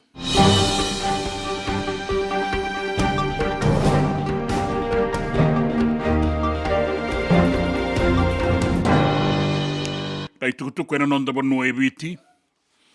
E rato sa bangangai ka rato sa lewa iti ko ena ngaunango e rua sanga bulu kawalu. Na bagai lesi na tambadaga ni obisa. Membaleta na bagai ngataki ni wainganga. Ni bai boga mateni taki. Sa bagai takati ko na tambadaga ni obisa ena sanga ni bosotarawa na matangali dala bagango bagang bimbi. Wei rasaranga endondo no meramara ro ena lawa. E rua sanga bulu kawalu na bagai lesi na tambadaga ni obisa rato obisa. E rasa lewa ioti. Kara se lewa iti ko ena ngaunango. Ena lawa ka baudikina na wainganga na Illicit Drugs Control Act. Rua nondo lukaba. Rua sanga bulu kabitu. Era ngangaura ki mai. Tini kalima en rua nondo rua sanga bulu kandua. Tini karua en rua sanga bulu karua. Kena lewetini ena rua nondolu rua sanga bulu katulu ena mbakisawati. E ndua wei roto na obi sango, e mai lewai, ena buku ni na bagay ngataka, na wainganga ni wei boga mateni taki. Ngo ena rua nondolu rua sanga bulu karua. E so tale, na bagay lesilesi ena tambadaga ni obisa, e rasa ngangaura kitale ngamai.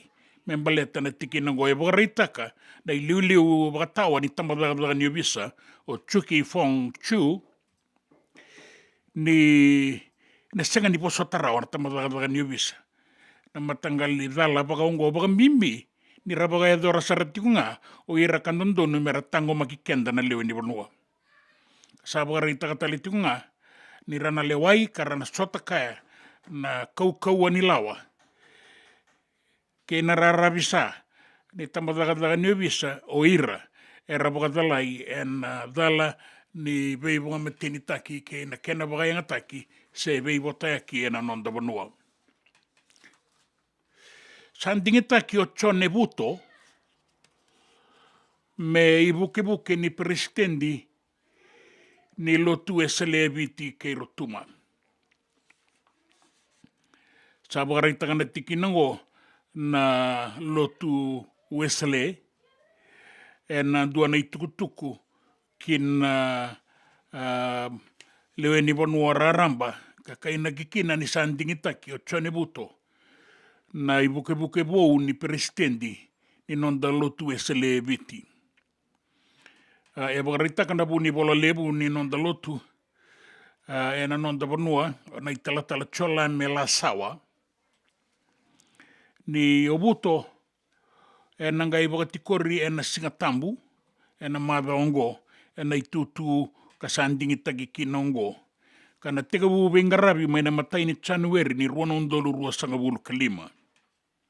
Bagarita kona i talatala la sawa ni sa pagandei takatalenga na presidendi ni lotu e sele na italatala semisi turangabou kei na buni bola lebu kei na ibuke ni buni bola lebu ni ratou sana vengara vitale na non ratou itabi o kakina o Reverend Anil Ruben na ibuke ni buni bola lebu kaya ona italatala la sawa ni embakingo na lotu e sele e na numa tiko kina me sabakanduria en dua na nona station ni retio Vata kena television. E toso tiko e na ngaunango na mbose ka ni konverendi ni lotu e sele viti kei rotuma. E nangito e wakareita ki mai ni sangito tiko e na timini Chavani ana sota ni Pacific Nations Cup o Chone Naikambula e na timini Chavani karato wanrukai Canada saravakadwa e na mua ni madao saoti e na kai 5 kalima kei 2 kawalu. Wakareita ki mai na itukutuku e baleti Chone Naikambula en dua nuita ki e na iatu umuri ni timini Chavani kambau tambakatalenga en dua na score e na sotango kei na nona tau mainganga na timini Chavani e na matai ni waboki ni sota e na madongo. O Naikambula e bau nuita ki toka e na itutu ni wing e taimatau e na iatu umuri ni timini Chavani. Samba ki tulu sangabulu na daurabongo ka awakareita ki ni tūwinaka na nona ngito ki na nona mangosa. Ka ndingita ki me sangito tiko kina e na ngaunango e na timini Chavani. Dua tale na daurabou i taukei o sana i lawanga e angito tale tikunga e na timini Chavani e na sotango Vata kei Canada o koe angito na i tutu ni lock second row forward kasa ngito taki Chavani oti e na i tutungo kambau rawata talenga e atovarao e ruana polo mai verato na dorobo ni Canada. Da reira na i wakatangi ngito sa toso dake tiko e na madhongoro na soto Samoa Vata kei Tonga mai Teuwaiwa Park mai Nukualofa mai Tonga. Bai na timini viti e na madhongo e raunanga ilai sota kei Tonga i Nukualofa e na madhongo mai muri. Sa wakareita ki talenga e na i tukutuku e na vesai wurabura ni sa ambole toka na presidendi mai Ukraine Volodymyr Zelensky ni rato na sasama ki manda e na vuku ni kambakoro baga edoro Rusia na baga lutunga saukuro katakaba e na madongo e na oti me kaku ni Idhala na nana nanuma na iliuliu mai Rusia e na kamba koro lesu talenga kana rabu lesu o Ukraine kina nona mata iwalu ni oti na sasamaki ni sa tubi na katale na koro kara sabo karau babi na katalenga na nona lewe di mata iwalu. Kine tukutuku ni nraki e bakarita ki mai ni nraki mamada toka na nonda banua ka sanga soti di bei sau lebu mai na singa na noa mela kia dovaya ni nambongi lebu en daindai. Anan raki na nonda banua mai viti en raki mamada rani tau wanga una nauda me te kabu e nambarabi mai singa toka na vua suva na usori korowou se rua na mosi na itasiri ka ado e niki na dolo ke na woliku ke itai lebu na e sano ra me te kabu mai raki raki na e sano maduata na e sasaki na toka lau na leba ke imbua e wakaki na da kaunrobe ke na e sana irua na e sano lau ke na e sano lo mai viti nraki mamada do magatoka na ituba kini nraki e na nonda banua e na mbata na mbongi foexia malele ko nga ngatipora tkoa ne atmotero tuam no I am here ngatro tuam tkoa bula bana na kanda mai rutuma ngor ni tukutuku ni nraki e na nonda banua na tukutuku ni ngito na tukutuku ni besai burura ke ni tukutuku e na nonda banua na nonda Vata ke City Veni Raturala.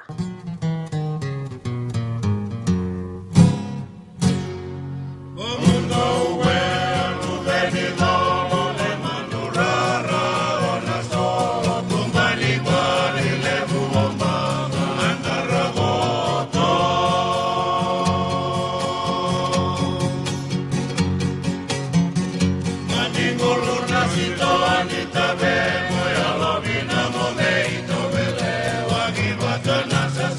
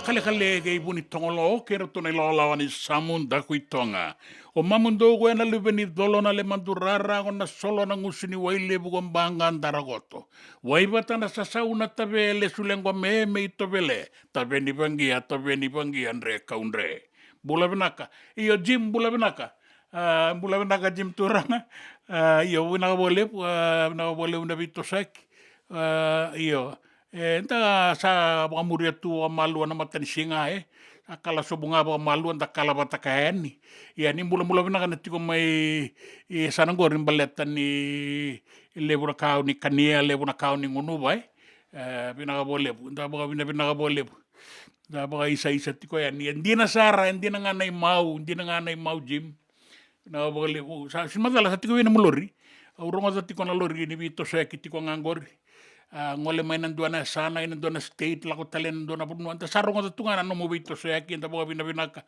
nindam bulatiko dina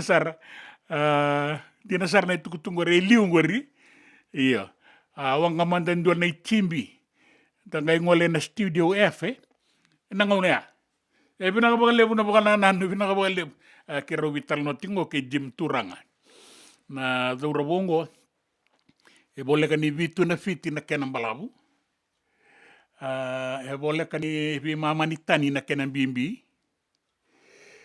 amata taki suba talenga na rakabi kan nende boleh lai ke sama taki viti ya zaura bo totokan dari ko yang anda kilane enduango ya salit ko sarmai merke enduat ko nona lori se ruambe ka setul na nona lori rabi dia kitiko ena state mai mereke rabi kau ya kitiko na kako mai nandu na panua kinandu talengori jim turanga aba bina kitiko enda unjano na iposa tale ya andina ngana mau bina boleh na sema tiko mai sa sibitongo nandu ena tini kalima na miniti da ba bina kitiko boleh wike muni na sema tiko mai singile buniko da ba bina kitiko na no muni dua bata mai baletan in raki binaka mai biti rakati ko isan dua tani na totokan in raki marabutu na wasa bula tokana deba iya sa boga binaka ngama ini sa pinakatunan raki ngayo kendali na lako tuma yanu pinakatunan raki raki binaka ni beito soek oi tukuna tiko mo jim turang asa ngai tawi ngame go dono tukutuku pinaka sakele tu itu na timengon sa kelet ko non lori yo bina boleh baleta mai San Francisco sa sibito ko ngona ono na tini kalima bei mama na miniti mai suba sibina dua na tini kalima bei mama na miniti and sematiko ke na radio Bula Duavata San Francisco Kauti Kenta pata mai bula binaka kele tumanda ngapa ngori jim turanga ngai tosa ni mataka bula tele tunga taniela bula Bina boleh na sema tiko mai ena singale wenda indai ena nonda Vata.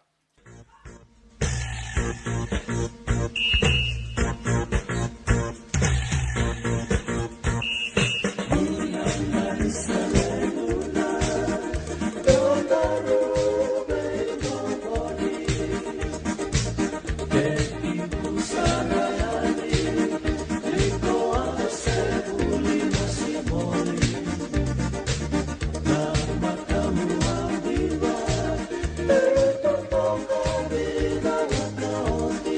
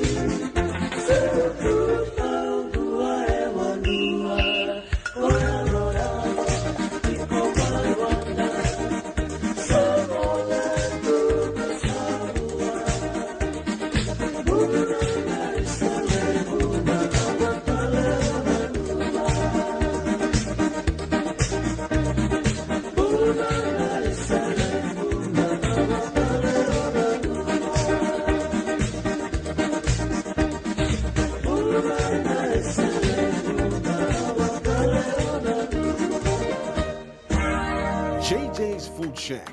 E tiku kena na kakana boka bitki me bakana kokonda. Lobo benga ni ngai kani do itu na bundi nan dalo se tabiok. Na kakana boka malangi me bakana steak baka loka kena coleslaw. Wee! Na karitoa sa wadha badina na keni kana. Kay tiku talanga na nono specials and na lomo ni madawa. Daw tamba na Facebook. Na doi ni tiwa ya na bani mandrai pai kay na bungatale. Go na JJ's Food Shack. Viu Valley mo Billy Jean Street, Santa Rosa, California. Pero talagang rato dili mo yang may Santa Rosa, may ato sarang ni Kinavato. Girit-rito sana kina Vitu Saiba Vitu Tolo Vio Tolo Dundua Limono. JJ's Food Shack, Santa Rosa, California. Me volia back in dono ng life insurance policy?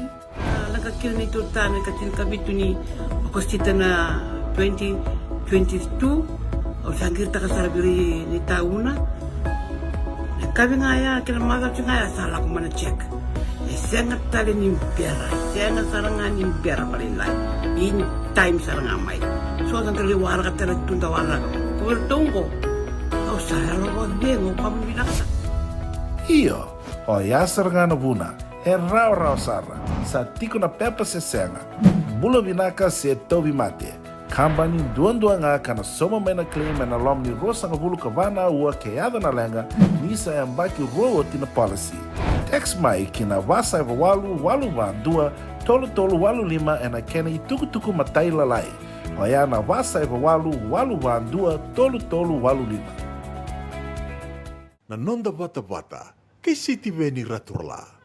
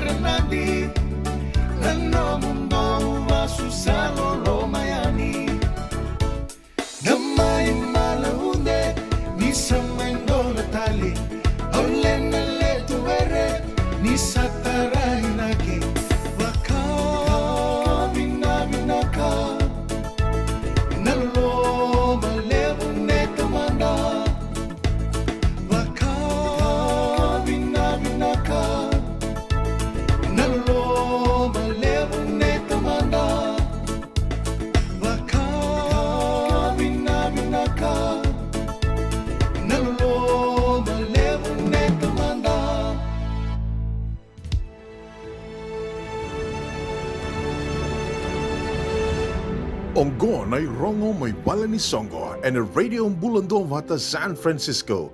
Me Kauti Keda Vata mai. A singa kay Tailevo. And a singa bugarawai ni katulong sa vulkan dua ni Okosita. And then Bakingo. And Ruan Dua Lima sa iba Griffin Avenue. Santa Rosa, California. Dua Lima pa sa iba Vitu. Bata kay na Solebu ni Ratu Kandabu Lebu School. Lembakin doon ang raw. Kapag numiti kong gawin na nanda banua baka kinanabi sa ibura. E na ikatini katolo ni September. Na singa ni mga nanumi membaleta na yung bakin raw kay Ratu Kandabu Lebu. Teka buwan na 5 na kaloko na kabi. Laki bagay doriti ko yan na Holiday Inn Express and Suite. Diwan dua bitu limamba. West Stockton Boulevard, Elk Grove, California. Diwan 5, bitu 58. Agora na irongo, may nabali ni Songo. Na nonda Vata kay City Veni Raturala. Langa, Tirongoda, nongu sereni vanua, Nirongoda, manda. Nongu sereni vanua, Nirongoda, manda.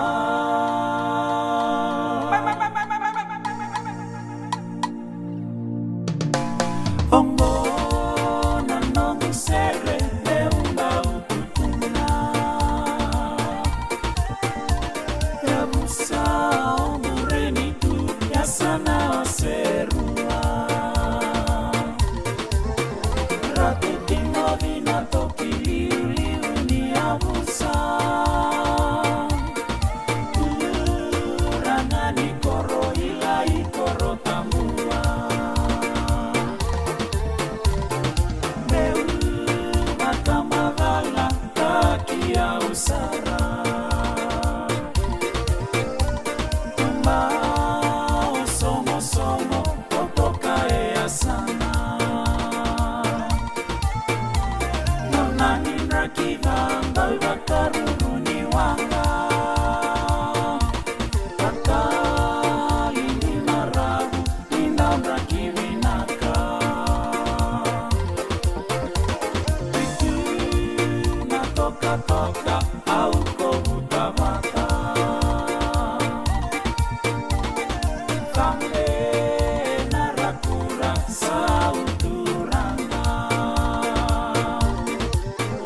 Toka kabura buda kike inuani sabu. Tawa nuile dhabi na uana ya dhamu. Mai menda kosobata. Nunda vanua menda vinitaka. Nango utini ngorini na naya dhana.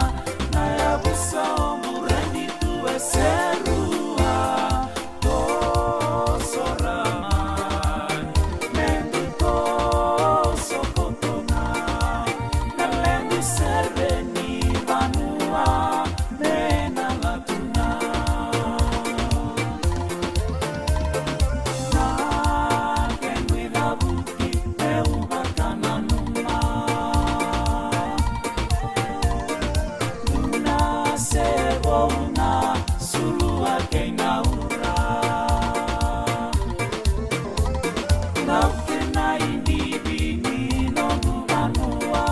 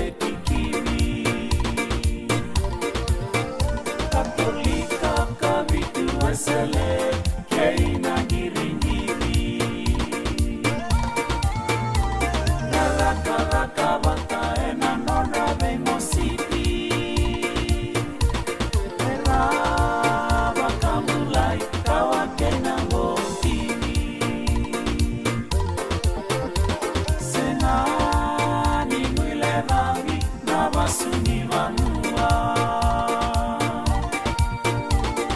Keira keve na kena kawamula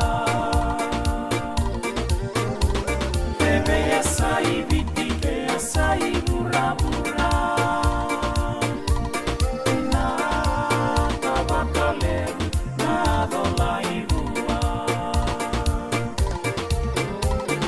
Mai menda toso Vata Nanda vanua menda dimitaka Nango upini ngoringi na naya dana Naya busa omureni tue serua Toso raman Mendu toso kotona Nalendi sereni vanua Nena latuna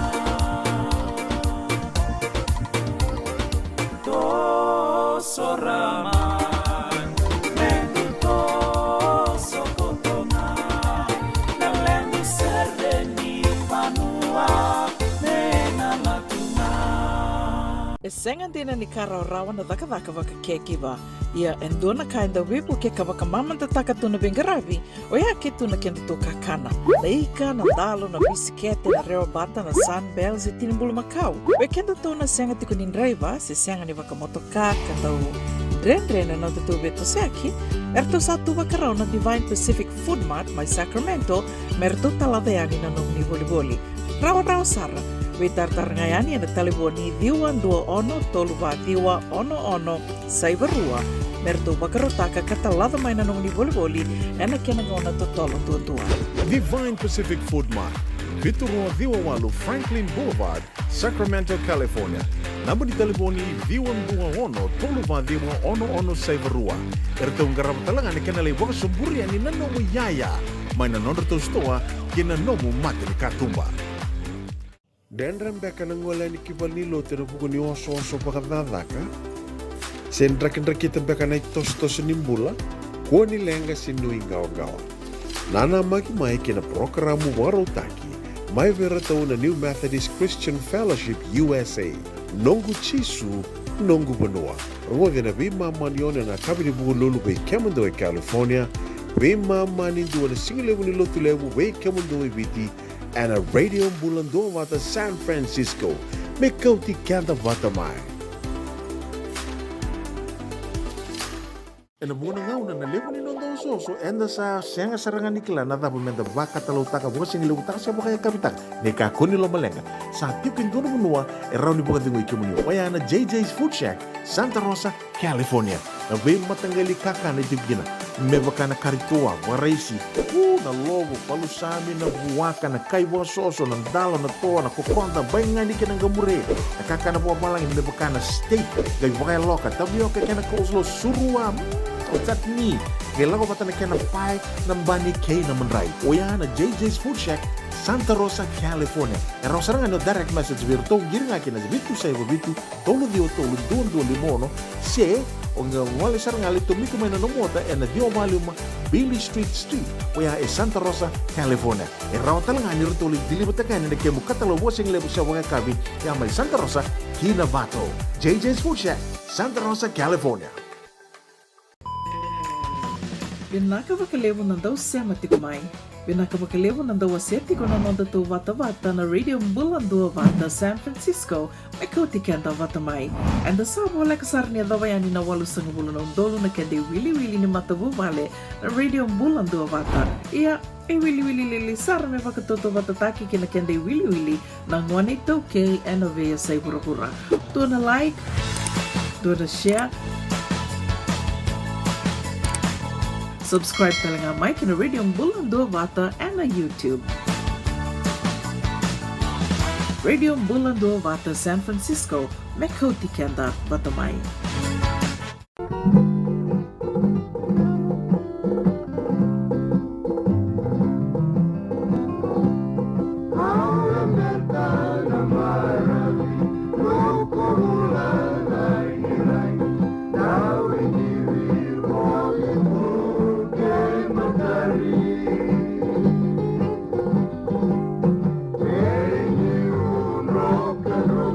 Really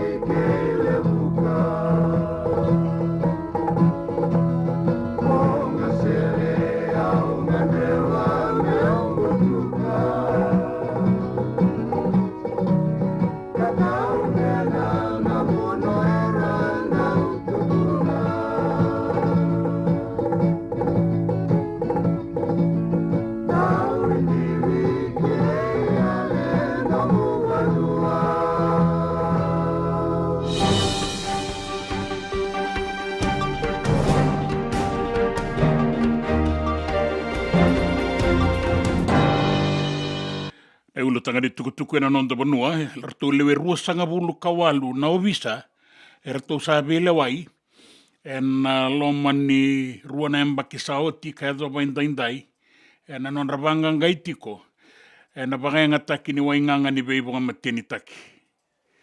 Ra lewe rua sanga bulu kawalu tau doko, e na tambadagadaga ni ovisa, e rasa kawia ni meralaki beile wai, e na lawa ni Illicit Drugs Control Act runa undolu kaba.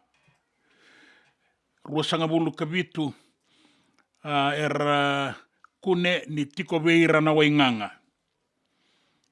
5 e na rua na undolu rua sanga bulu kanduar, to le tini karua e na rua na undolu rua sanga bulu karua, lewe tini e na rua na undolu rua sanga bulu katolu e na mbakisauti. 2, veira to na obisango, e lewa italenga, ni habakayanga taka, baka taundondonu, na wainganga ni beibonga mateni taki. E so tale, e na tambadagadaga ni obisa, e rase lewa itiko e nanga unango. E bagarita ka na komisina bagatawa, o Juki Fong Chu, ni na senga ni bosoti. E na taura bagang bimbisar, na tambadagadaga ni obisa, na nona yan rayan rabaki. Membaletir, na kena bagay lesi-lesi, e rabagay tabi, ser beibota ya katiko na wainganga. Sai rasarangango e nandono mertaroba. E bagarita ka, ni na toso tiko nga, na nonrato ubangangato taka, na lawa ke na yan ren rabi, ni wainganga ni beibonga mateni taki. Sandingi taki o chwane buto, na tuira ralebu ni wase suba, kina itutu baga ibuke ni presidente ni lotu e selebiti kei rotuma. E nanga ibaga tambu ia na singa tambu maingo, bata kei rato na baga ileslesi rato sandingi taki bautale, ka baga ndei taki. O yana presidente, Reverend Dr. Semisi Turangabou, na buni bola lebu, o na italatala chola me la sawa, ke na ibuke ni buni bola lebu, Reverend Anil Ruben. E rato na venga rabitale, e na lomani ambaki ka tumai. Sa bagandei taki na nonang gitu tiko e na timini chava ni endua na nonda daurabou, ka buke na timini chava ni nona bukan rokai Canada e na kai 5.5 ke 2.8 e na madongo. O chone na ikambula e karua ni ngone ni viti mengito e na timini chava ni ka kena ikarua e tiko e na second row forward e na lock o sana I lawanga ka wakarita ke mai ni wakatakata kai ko e talitunga na daurabongo e na itutu e ndingi takikina e na matatimi ni Chabani. E bagarita ki mai ni sa saini taka en dua na embaki ni nona konitara ki ningito vei rato na Leicester Tigers o Ben Vola en dua na dorobo sa matataki vitioti e na itutu baga fly half se first 5-8. Sa ngito baga ruanan rau na dorobongo en ibaga tangende rakengo sa baga tulus tanga bulu ka tolu ka sa ngito takibiti baga tulus tanga bulu ka walu. Kaya mai nanda wie baga tabulidi ni Leicester Tigers o Michael Checker ni nayanga baga lebu vei rato na nona timi na Leicester Tigers na eado e ningo ni Ben Vola me leibuke na timi. E rausanga ni vei bulangiti. O Michael Checker e a tiko vei rato na New South Wales Waratahs e na ngauna talenga ka ngito bulikina mai kia o Ben Vola. Kina tuku tale so e nanraki e wakarita ki tiko mai kina ni nandau maka nanraki batambata nambongi mbula tiko na toka lau deba kina deba na barabi mai nanronga na bua suba kina usori korobou se rua na mosi na itasiri kina dolo ke tailebu na toka lau ke maduata na deba ke mbua e na sano da kaunrobe na sano lau ke lo mai viti en raki mamada na nonda banua kana batambata nambongi. Ke mani na turanga ke na marama ngore na itukutuku e na nonda banua ke na itukutuku e na besa I burabura bakakina na itukutuku ningito ke na raki.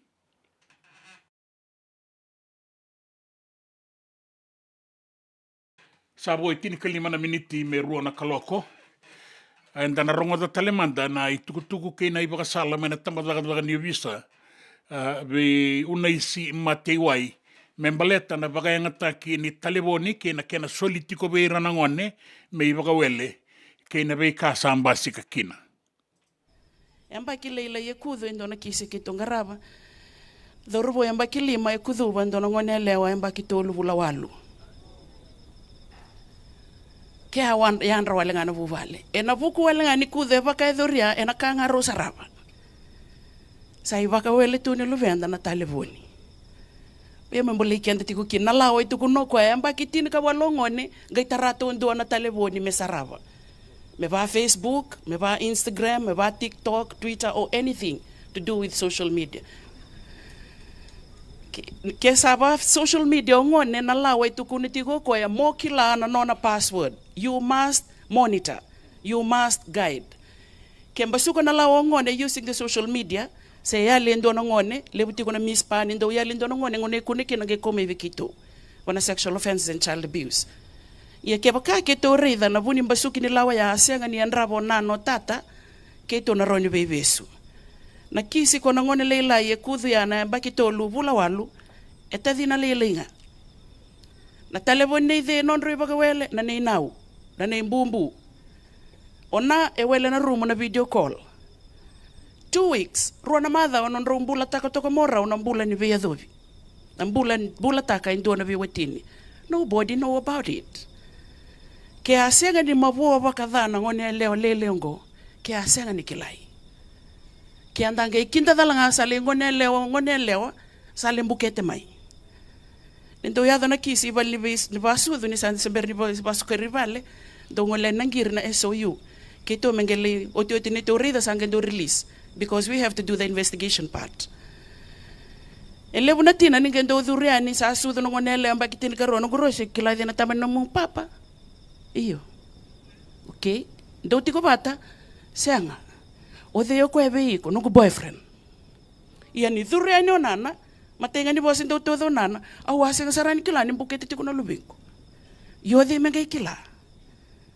Ethi wana vula no na kebete no na rungota toko kwa na ngone ketena. Kendo na tina menga ndo kai tiko vikito. Au asenga sarani kila ni bukete tu na lubingo. Lebu na ngona rando seba ke utala tina ni ngone. Bale to ndo vimba ina bono ni vasuth. Senga iko lasu. Iko ndo no mo kila ve vula iko buliana yaya ni ngone. Ia pina ka lebu. Nuita kininda na ngai bana na nutiko ikia. Ta pe itala no atak. Bale tani saya zo baka lebu tiko. Ta baka ngata kini taleboni mera baka wele ikina na ngone. E pa uti tale tunga baka lawa. Na kene ikuri enda na ngai rongo tiko na nonda ngauna ni mataka. Ve una isi mati wai ena tambadagada ni visa. Sabo tiri karuna miniti meru na kaloko no tatawe na rua sabo ka pina kan tiko ni baka lebu. Isa Jim Turanga pina ka baka lebu. Pinakabagalebu na siya matiko mai. Iyo na ngauna ni andi senito una numatiko nga na no musemeke toka mai kia. Ena rara na Albert Pake suwa. Dona singa na ngai toma na tale se. Iyo sarau torutiko na nom visureti. Au na sasanga mo na ngai ngoleani au na tukutuku. Au na ngai ngoleani mo liredi ko sara. Wata kena no mulori. Ndeka au na bondolori wabo kitumanda mai Amerika. Ena bebo nua ondo telepa. Bula bina kalo salini mbawale. Bula vina kama Illinois Kelowna. Ke kemuni na kanda ni sa semarot ko mena singa lebu endai. O sa boka bina ka tiko bi kemuni. Bina ka boka lebu.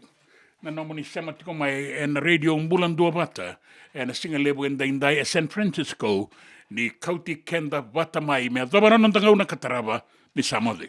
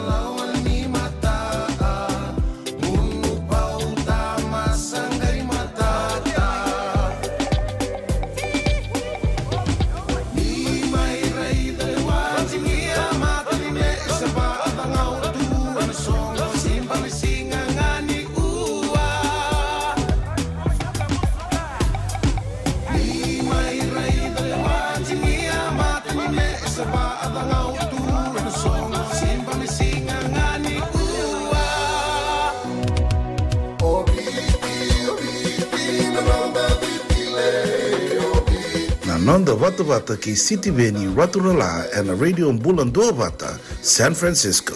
Me Kochi Kenda Vatabai.